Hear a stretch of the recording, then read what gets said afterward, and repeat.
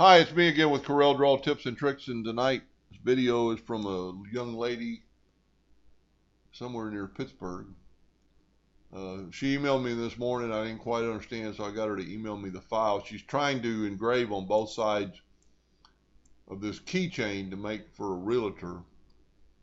And and she also says that she's a perfectionist and likes to do it a perfect job. So we're going to do it. To me, the best way, there's several ways you could do this. And by the way, if you're watching this, I changed her laser bed. She had her laser bed to the size of her wood. I changed my laser bed, your laser bed, to the size of your laser. I put down an indexing line where your wood would be. Now, she said she was using plywood, 1/8" plywood for the jig. I don't know if she ever said what kind of wood she's using for the keychain. So I would cut the keychain out first, the side with the hoop. So I would run this job right here as a raster combination vector. So it's going to engrave it and it's going to cut them out. Then, and I'm just doing 12, you could fill up the whole laser, but if she said her wood, so you could probably do 18 in here. Now I've got my nudge distance set on 2 inches, and I'm going to keep it on 2 inches. I'm just going to 2-inch away out of the way. Then I'm going to put in my jig wood, the thing I'm going to cut the wood out of to make a jig. I'm going to bring in 2 pieces of tape and tape down to the laser bed for 2 reasons. One, it'll help you remember to not remove your jig. Even though if your corners are parallel, you ought to be able to get it right in the exact same spot. But anytime you move something, it could be off a little bit. So the blue tape for me does 2 things. It keeps it from moving around and jiggling, and it helps you remember, I want to leave that in there.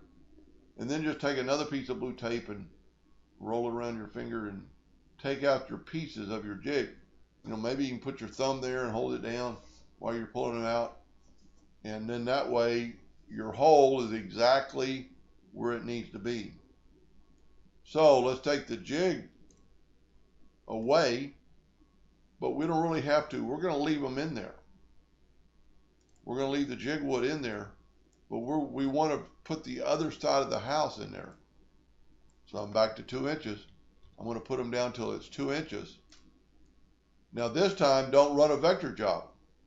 Just run a raster job because everything's already cut. Now if you notice, I've got 2 chimneys in my jig, and I did that so you could put the house in the same hole. And if she happened to have to go back, and that's why it's so nice about the nudge factor, if you happen to have to go back to add something you forgot on this side, it'll be right where you had it. And you can see my jig is, and you might have to play around with this. This is 5/1000 of an inch wider. You want a tight, snug fit so it won't go away. And I know for a fact she's going to have, is for a realtor and their name and number up here.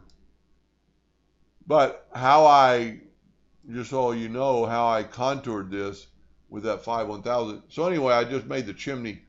I actually took it and made a duplicate and reversed it with the mirror tool, and then cut out the roof line. So now I've got the house with 2 sides, and all I did to contour the 5/1000 is go up to Effects, Contour. I'm going to contour the outside. Right now our cutout is red. I want black so I can tell the difference. Hit Apply. Now I have a black hairline around my red hairline. You'd want to go to Break Apart and try to select the red, and don't delete it, because I might center this file. So now you have your contoured line for your jig. And this jig could be used over and over and over until you're done something with your laser and your laser gets out of alignment.